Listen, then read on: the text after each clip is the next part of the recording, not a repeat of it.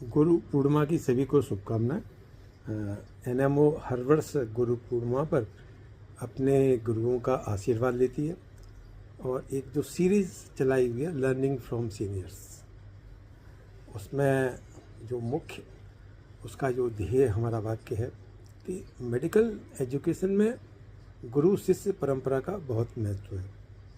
Medical education, जैसे आप लोग जानते हैं कि गुरु शिष्य परंपरा इसलिए महत्वपूर्ण है क्योंकि मेडिकल साइंस एक साइंस भी है, आर्ट भी है। कितने भी गूगल आ जाएं, एआई आ जाए, पर गुरु के जो ह्यूमन टच के साथ हाथ पकड़ के जो सिखाते हैं गुरु अपने शिष्यों को या सीनियर अपने जूनियर को, वही मेडिकल एजुकेशन और ट्रेनिंग का आधार है।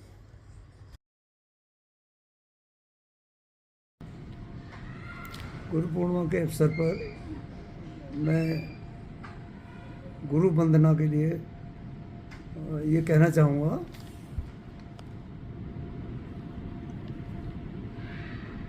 अज्ञान तिमिरान्धस्य ज्ञानांजन शलाक्या चक्षुरुन्मीलितं येन तस्मै श्री गुरुवे नमः। गुरु वही होता है जो अज्ञान के पर्दे को हटा दे, और अज्ञान का पर्दा ही हमारा सबसे बड़ा कारण है दुख का। इसको हटाने के लिए हमें गुरु की ज़रूरत होती है। और दूसरी सर नमस्कार। सर नमस्कार, मैं Ashok Saxena 73 batch KT1 MD किया था अभी के अंदर। हेलो जी, हेलो। और डियर, तुम्हें शक्ल से पहचानो वैसे नहीं? डॉक्टर अच्छा, डॉक्टर साहब के बेटे, अरे वाह।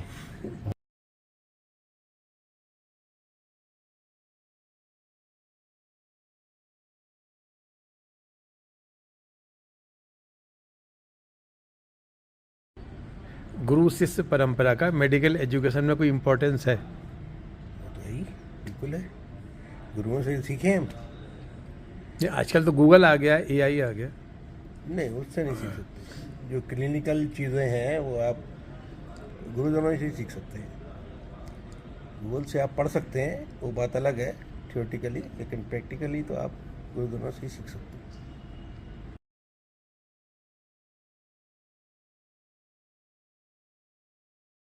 गुरु शिष्य परंपरा तो बहुत पुरानी है और ये विशेषकर मेडिकल कॉलेज के लिए बहुत महत्वपूर्ण है।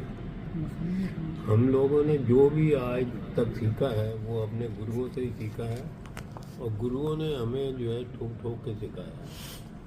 यहाँ तक कि हमारे 1-2 साल सीनियर RMO भी जो है एक तरह से हमें प्रोफेसर की तरह ही सिखाते हैं। सच्चाई है।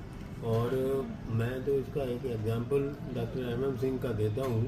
डॉक्टर MM सिंह हमसे 2 साल सीनियर थे, वो हमारे RMO थे और हम हाउस फिजिशियन थे। ये है 1969 की बात है, जब हम हाउस फिजिशियन हुआ करते थे और वो हमारे RMO हुआ करते थे। उनका पेट था कि देखिए, मैं आपका सीनियर हूँ, आप मेरे से आधा घंटा पहले आएंगे, आप इंटर्न के सीनियर हैं और इंटर्न को कहिए वो आपसे आधा घंटा पहले आए। वो आके राउंड लेते थे, सारे BST उनके टाइम तक तैयार रहनी चाहिए, उसमें पल्स, ब्लड प्रेशर और मरीज का सारा ध्यान रखना है। यार मुझे तुम भूल नहीं सकते। तो इस तरीके से उस समय का जो हमारी सीखा हुआ है वो ही बाद में चलता रहा। तो गुरु शिष्य परंपरा का बना रहना अति आवश्यक है।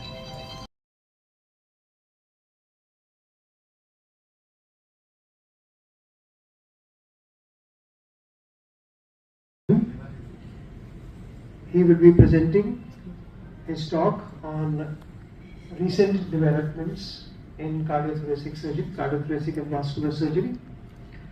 And before I hand over, we will be having a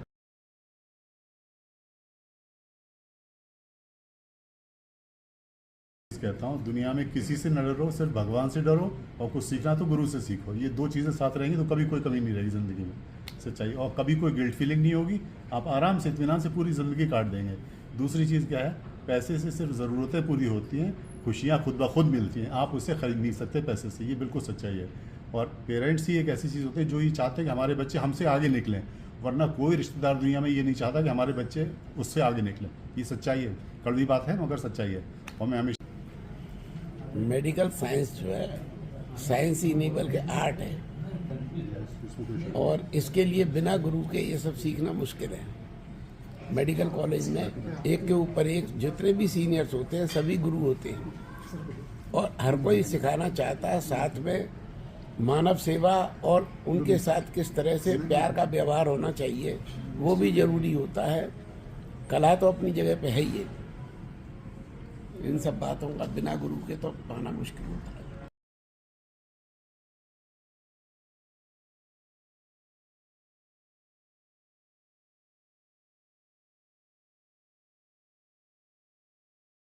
मैं ये बोलना चाहूँगा कि गुरु शिष्य की परंपरा जो मेडिकल साइंस में है वो कहीं और नहीं हो सकती। फॉर एग्जांपल, अगर हम मेडिकल प्रोफेशन में पल्स एग्जामिनेशन करते हैं तो फर्स्ट ईयर MBBS को हम सिखाते हैं बहुत ज़्यादा हार्ड कंप्रेस करने से वॉल्यूम और एम्पलीट्यूड आप अप्रिशिएबल नहीं कर सकते, बहुत लाइट करने पे आप पल्स ही अप्रिशिएट नहीं कर सकते। जेंटल प्रेशर 3 फिंगर अप्रोच से हम पल्स एग्जामिनेशन करते हैं, तो ये हमें गुरु ही सिखा सकता है जो किसी किताब में नहीं मिल सकता।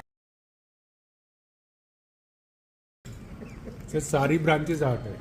अगर आप मेडिसिन में नहीं उसको क्लियरली डायग्नोज करोगे तो हमारे पास तो कार्डियोलॉजी से पेशेंट पहुंचेगा ही नहीं। तो इसलिए CTVS तो बाद में शुरू होती है, उससे पहले कार्डियोलॉजी का ट्रीटमेंट, डायग्नोसिस, इको का भी रोल बहुत इंपॉर्टेंट है। खाली इंटरवेंशनल कार्डियोलॉजिस्ट का इम्पॉर्टेंट नहीं है।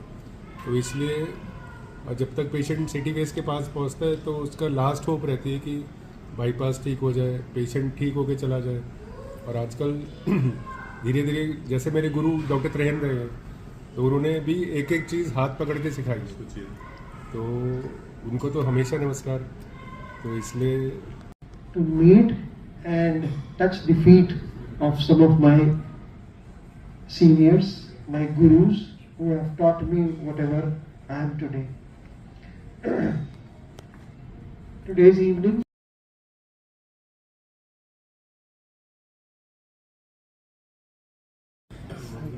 जहाँ पर भी एजुकेशन की बात आएगी वहाँ गुरु शिष्य परंपरा चलेगी। मेडिकल में कोई खास बात? मेडिकल में भी यही मेडिकल में तो बहुत ही खास बात है, क्योंकि एक ऐसी विधा है जहाँ हम दूसरों के लिए, सेवा के लिए हमेशा तत्पर रहते हैं।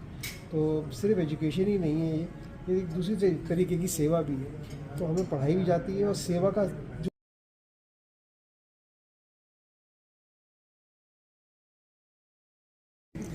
Hi, myself Dr. Rajat Rawat. I am an interventional cardiologist and I have a fellowship in complex coronary intervention and structural heart intervention from Newcastle upon Tyne, UK. आज फिर से बोला मेडिकल एजुकेशन में टीचर स्टूडेंट का relation.